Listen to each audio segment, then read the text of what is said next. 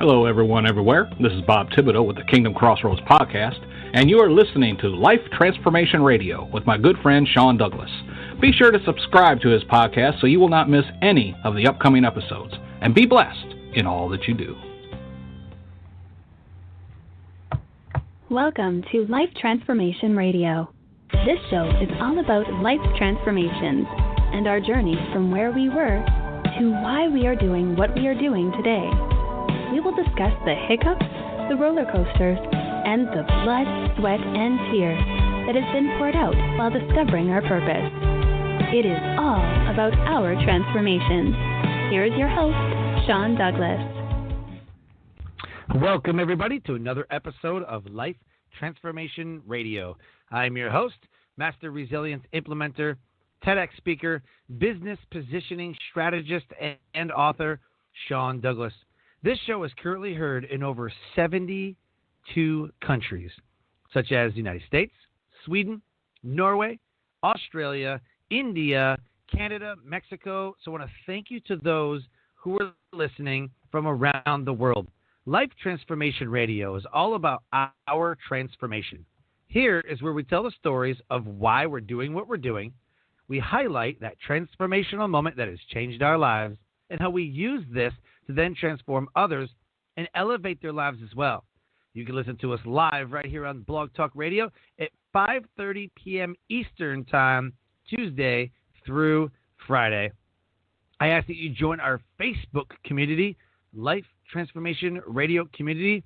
Come and engage with us, talk to the guests that I bring on the show, and have amazing conversations. My big ask is that you subscribe wherever you're listening to right now.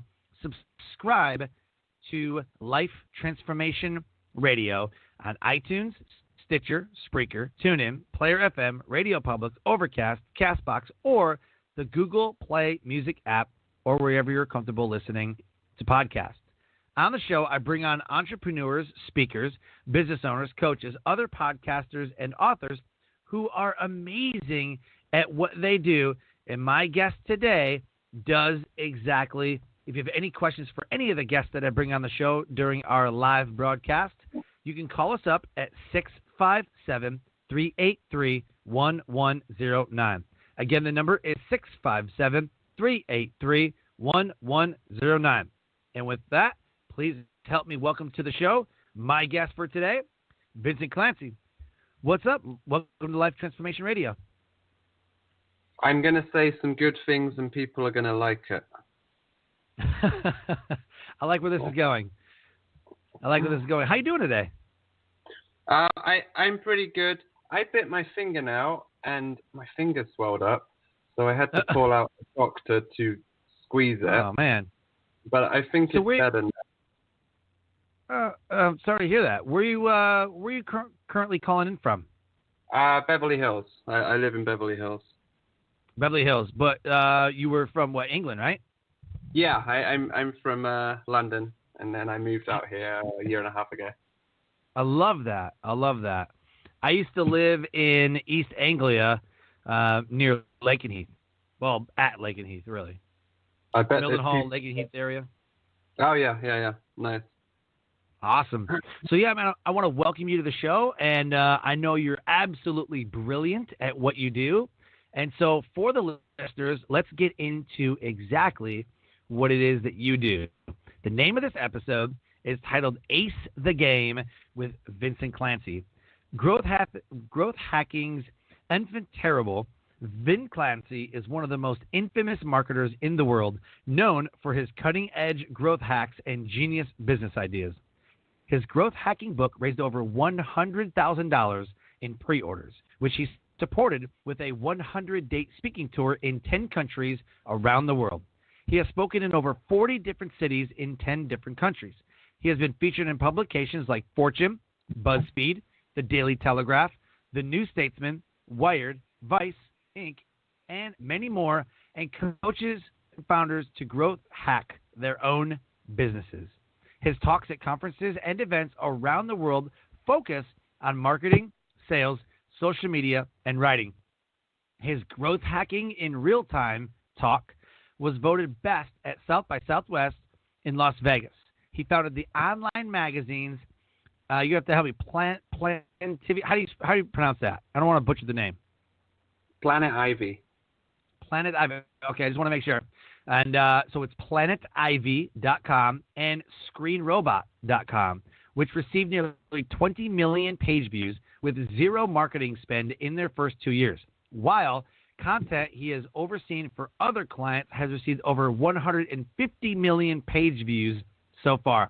His current online magazine Facebook group, Traffic and Copy, which has over 10,000 members, close to 90% active engagement, and contributions from thousands of entrepreneurs.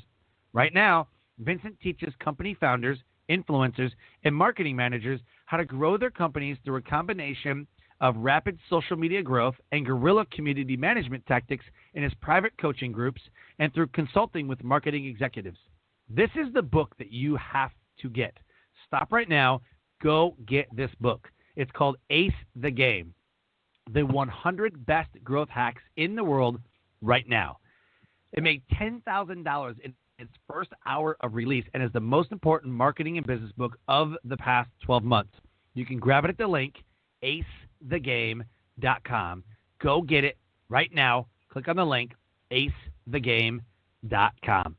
So, dude, I love your numbers. I love exactly what you're doing. And growth hacking in the past 12 months has been huge all over social media, through emails. That's what everybody's talking about, growth hacking. I love it. Yeah. It's a real people's movement. It's really the first time in human history. It's not about how much startup capital you have, what connections you have. Every single day, companies are getting upturned by kids and people new to the internet using these techniques to grow businesses or startups. It's really the ultimate internet leveling the playing field thing, where, stay-at-home moms or students or anyone can make six-figure incomes using magic. I love it. So the first question I really have to ask, man, is why? Why growth hacking? What made you choose this? So what is your deep why for what you do? Well, there's a couple of questions in there. Firstly, I didn't know I was growth hacking when I started Planet Ivy. I just I like it. Desperate, and I had to get visitors to my website. So I didn't know what I was doing. I was essentially crowdsourcing content from different young writers. They were writing for my site, and then I was finding ways to get it featured on other websites to get traffic back. That eventually led to getting 1 million visitors in 3 months, and then someone from Facebook signing us as an advisor, and then she and her partner put us in front of 3 investors, and 2 of them gave us $250,000 that changed my life. So, I didn't know what growth hacking was. It would be another year until I'd even heard the phrase, really. I was just wanting to get ahead, and that's what I did. As for the why, that always changes. But before I did internet business, I never really had a real job. I was fired from everything I ever did. So I think the why is often I had no choice. And something my ex used to say to me is that you really got to understand that this will take sacrifice. So that began as my why, and over time, the harder you work, the more value you give for other people.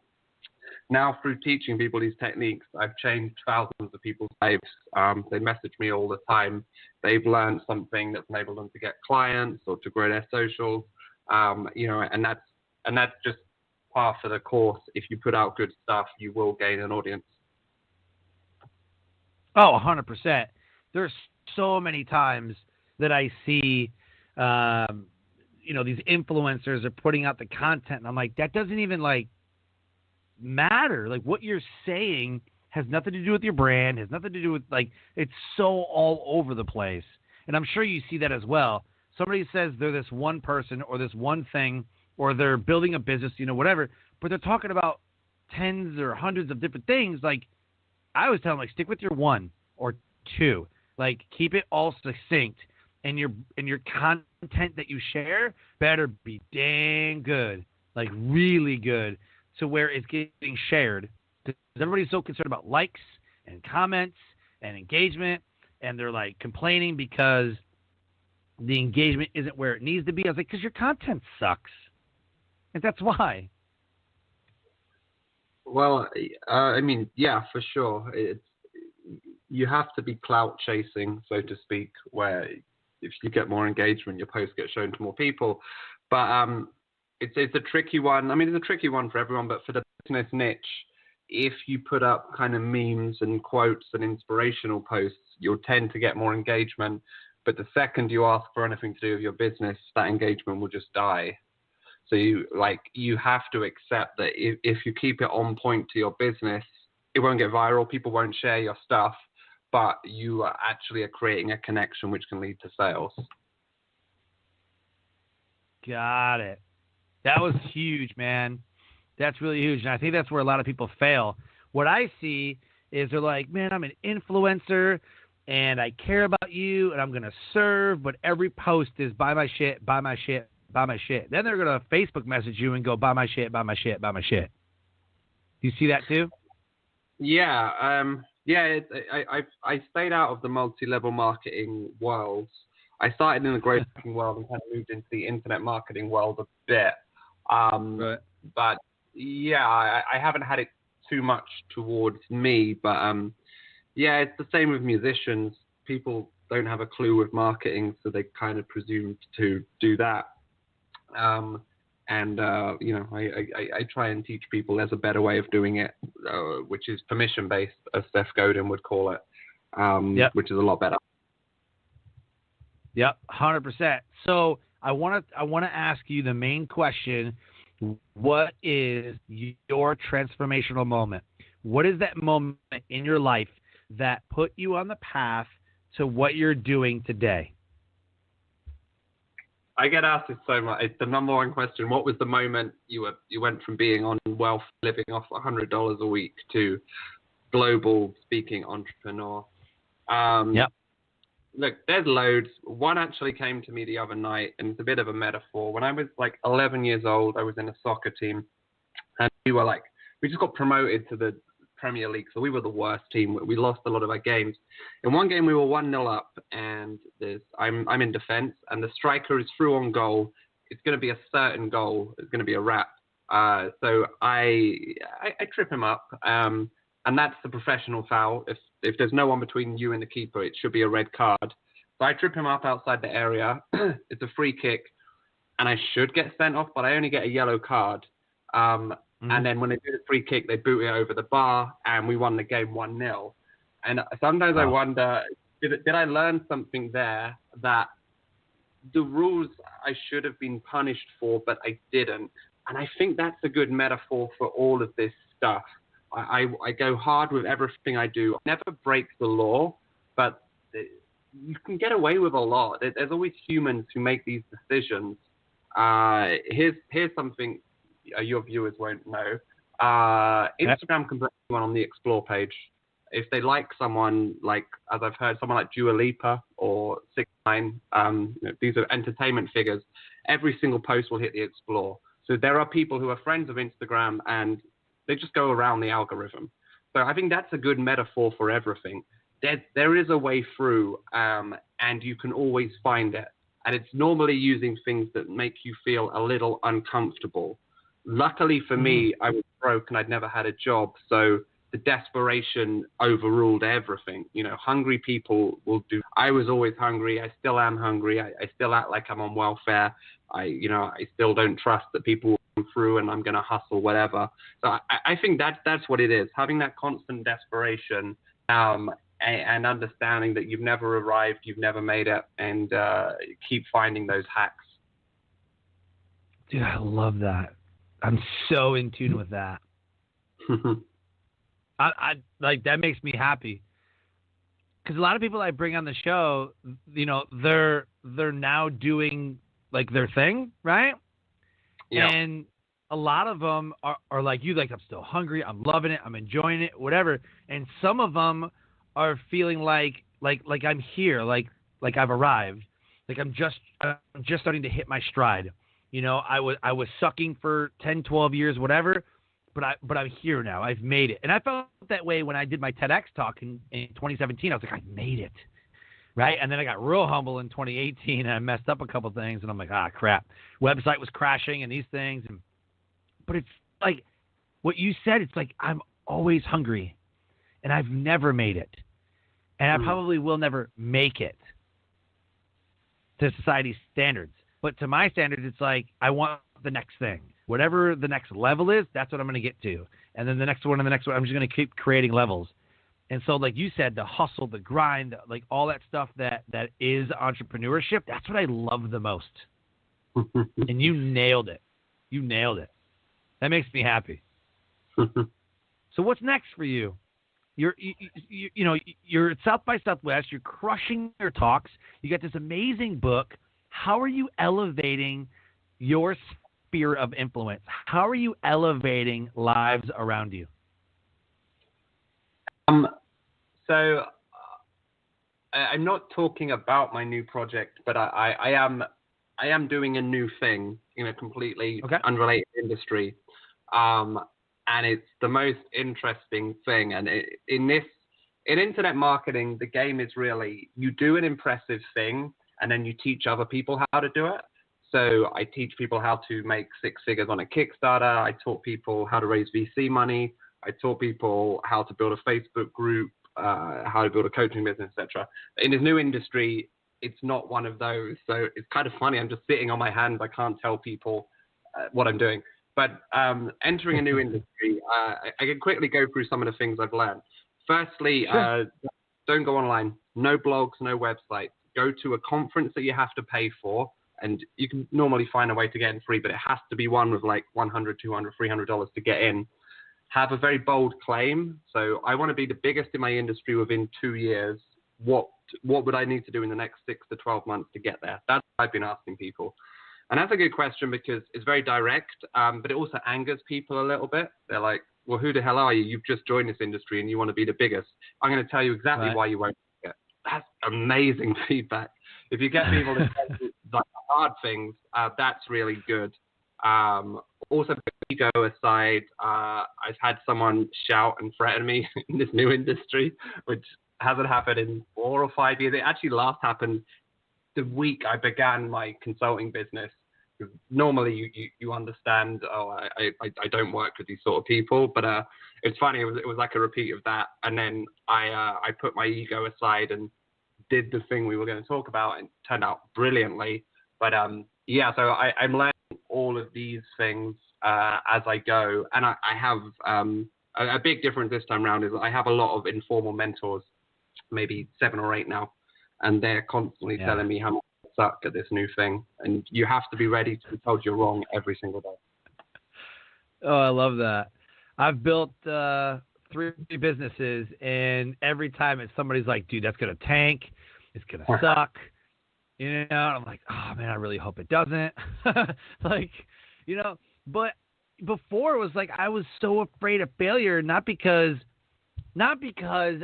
of other people's judgment or because I felt like I would be a failure. It's like I just need, I'm going to get a couple of hiccups.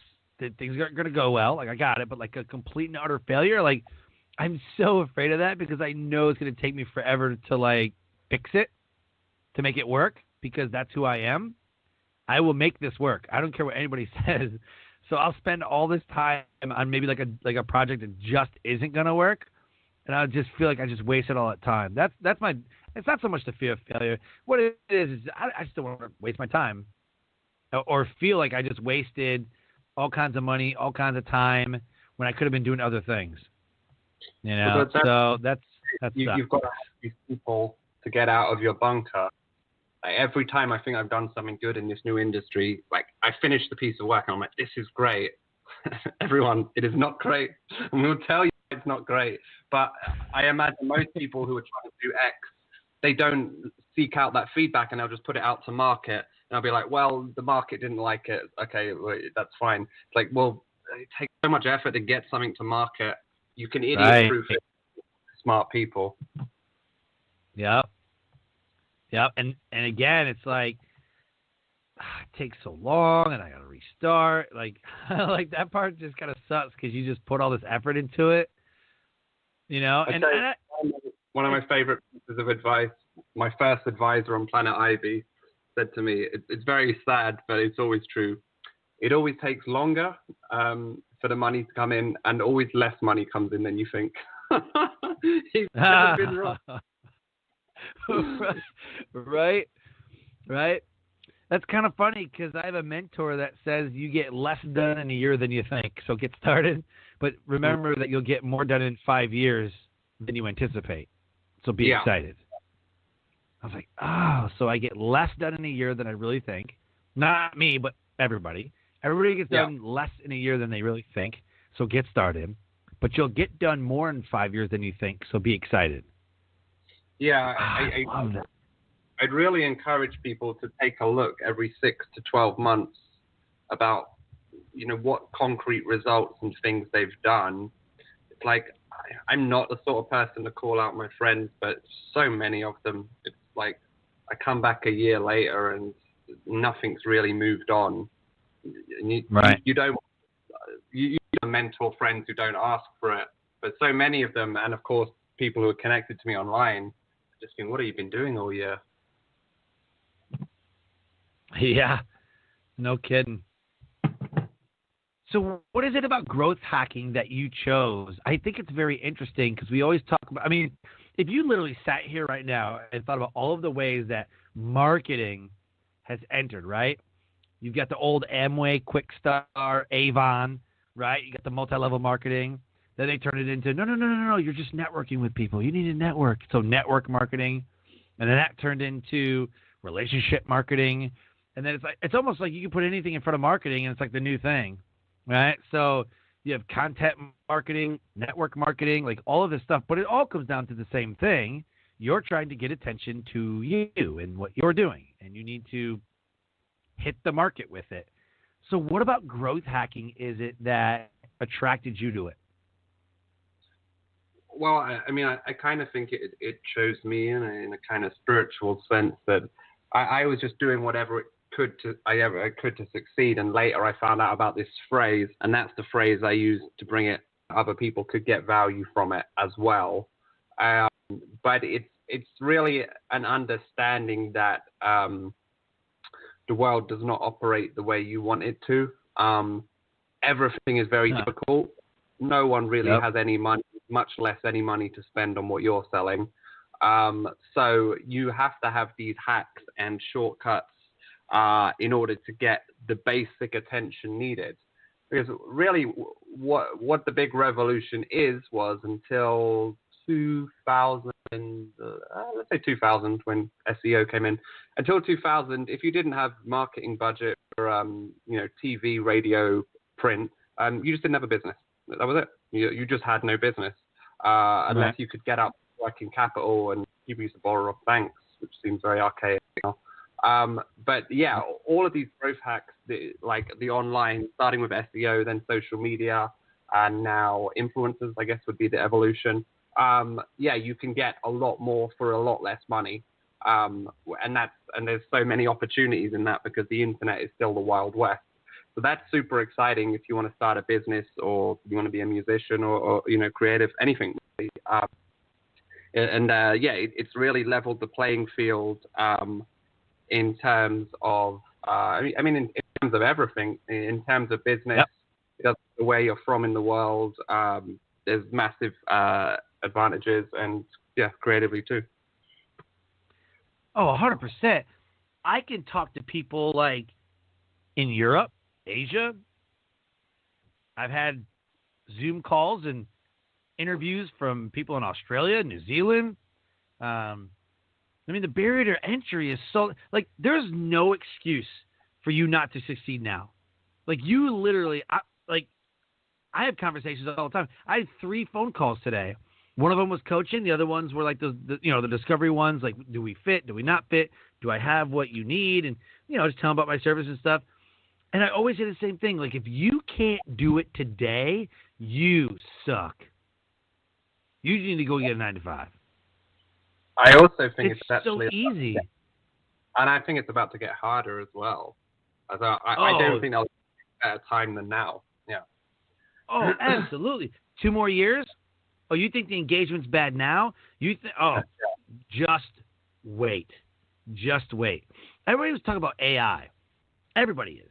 You know, you always see like, get our new, get our bots and get our this. And like, I mean, some of it's awesome. You do a lot of stuff through Alexa and the voice is coming online. And I mean, things are changing. Right now, if you're not looking, you're not going to see it. But right now, things are changing. The way people do things, their habits right now, this year, as we speak, is changing. More people are getting the Google Home Hub. More people are getting that. The smart lights, they're being turned on to these things. Before it was like, nah, I don't need that, man. Things are starting to change this year. Podcast industry is changing. The way that people spend their time online is changing. The Alexa, the Echo, right? The Google speaker, the whole thing is changing. In 2 years, it will be very vastly different. And those who are doing it well right now are going to win, and those who are faking what I call Facebook entrepreneurs or Facebookpreneurs and wantrepreneurs are going to lose. And you're going to see them in a 9-to-5 job here in the next year. I know 2 personally that are, quote, influencers and buy my shit, who are now working at a job and they're hardly online because they suck. And like you said earlier, you have to have content. Content is always king. That is always the currency.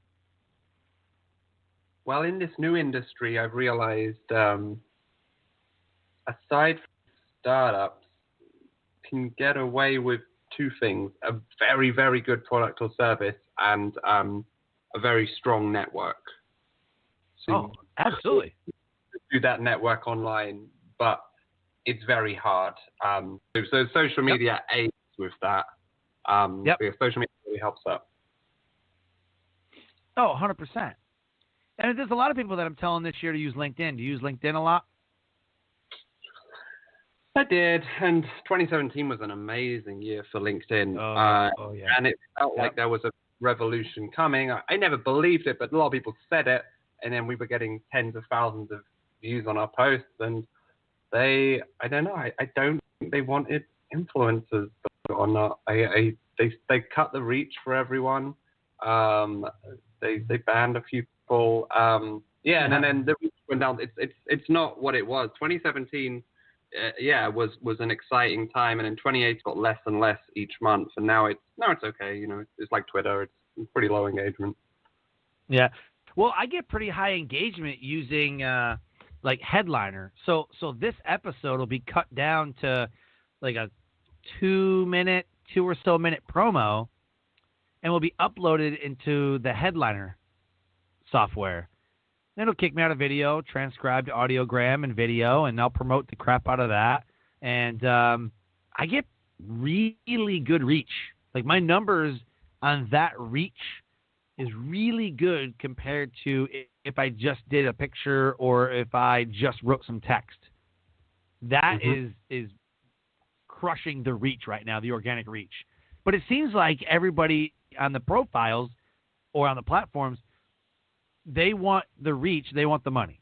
That's what it like. If you want reach, you got to pay for it. So it's becoming another revenue driver, just like radio, TV, newspapers, like all that stuff. What do you think about that? Yeah, it's a strange thing. Like we haven't had a new social network in 8 years. Starts to feel like there won't be another one. And all of the other platforms are getting harder to game. So I wonder if it's kind of the end of the summer for like getting, growing fast, especially in the business space. Entertainment can always grow because the engagement's kind of so high.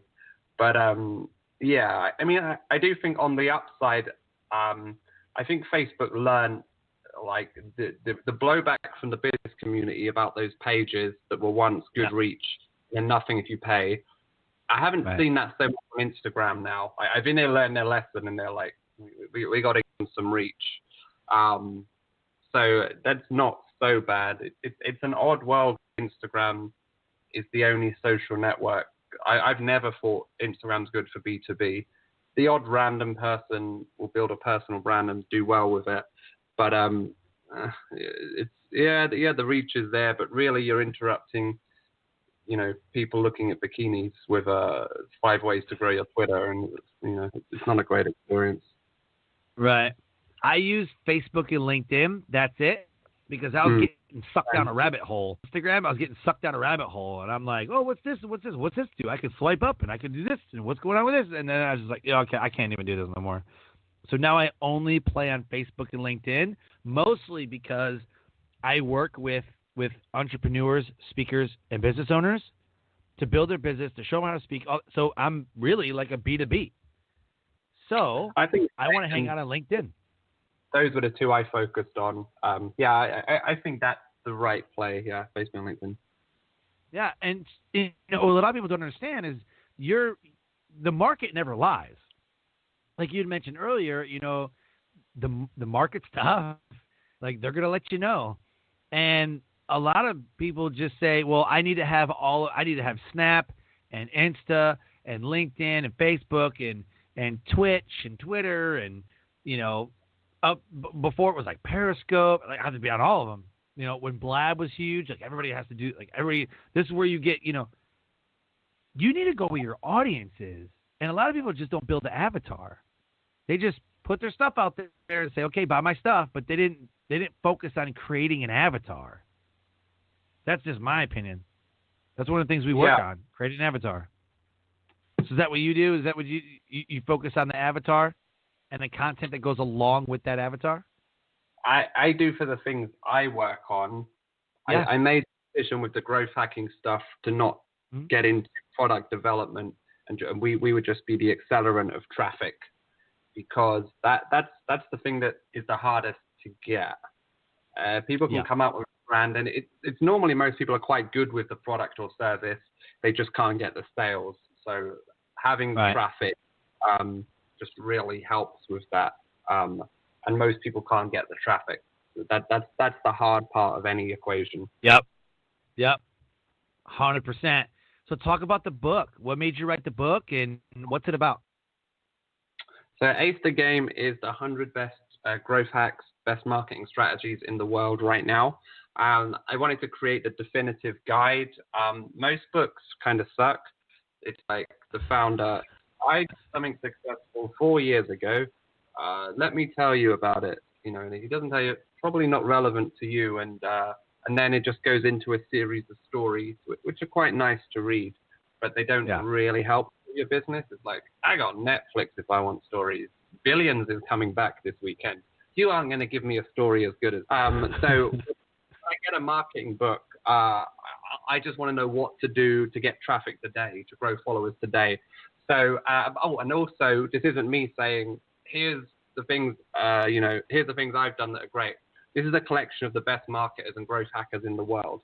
So there's people in there who have spent $60 million on Facebook ads, people who have helped millions of apps get downloaded, people who get leads for Fortune 500 companies. So they give all their strategies. So for instance, one I always like to talk about, there's a software called Lead Feeder, and that will, every person, is a bit of code, like 2 lines of code you put on your website, and every person that lands on the website, it identifies them, finds their name and email address, and then using the Drip software, you can then send them an automated email sequence. The thing about all the people that land on your website, you have no idea who they are. You can put them through like that. There's software like Phantom Buster that enables you to add targeted people on LinkedIn, and then if they accept your request, send them a first message to begin a conversation. And we've seen companies that have 8 people doing this and get leads every single day, and the phone's ringing off the hook. I love it. Are you doing Google segmented YouTube pre-roll ads? Is there a YouTube section in the book? I can't even remember. Sorry. I don't remember there being YouTube ads in the book. What I love right now is the Google segmentation with the YouTube ads. If a guy is searching for growth hacks or marketing or something along those lines and says, okay, I'm done Google searching, I'm going to go to YouTube, he types in whatever he wants to watch. Cats, I don't give a crap. Right? You have already taken out a pre-roll video ad about Ace the Game. So this guy 5 minutes ago was searching for marketing, growth hacks, like all that stuff, then goes to YouTube for something completely unrelated, but falls into your segmented pre-roll video because you targeted those guys on Google who are searching for marketing. And now they see your pre-roll video. I think it's brilliant. Yeah. Yeah. I think it's absolutely brilliant. That's amazing. Yeah. So I'm looking into that and see if that's something that I can get into. But, when I heard that, I was like, oh, the game is changing. So I'm saying the game is changing. Yeah. Here's what I want to do. I want to shamelessly plug whatever it is that you want to plug. We can plug friends, quotes, websites, Facebook, whatever it is that you want the listeners to know and to do. Shameless plug moment. Go. Sure. Well, the listeners will get the most value out of Ace the Game, the book. It's under $100. It comes with the How to Make Six Figures from a Facebook group course. It comes with a ton of other features like email subject lines that will get your emails opened. It comes with a video course for many of the hacks, so you're not just wondering how the hell do I make this happen. It's got everything from growing your social media, getting better conversions, SEO tips, and how to make sales quicker and easier using cold email and LinkedIn lead generation. So it's really a marketing steroid in a box. And it's been used by hundreds of entrepreneurs who have already got huge results from it, started to get press from outlets, started to get more sales. It's been amazing watching people use it. Yeah, at acethegame.com, go and grab it. And the journey for you becoming a growth hacker and changing your life the way I did mine started today. I love it, man. So give us, as we close the show, one nugget of knowledge that will motivate, transcend, and inspire someone to take action.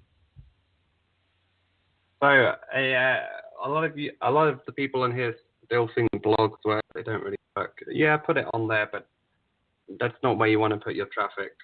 So a lot of people post blog links to Facebook. Don't do that. If you post a picture, a video, or text instead of a link somewhere, you're going to get at least twice the engagement. So copy and paste your blog, one paragraph per sentence, into Facebook, and you'll see a lot more engagement instantly.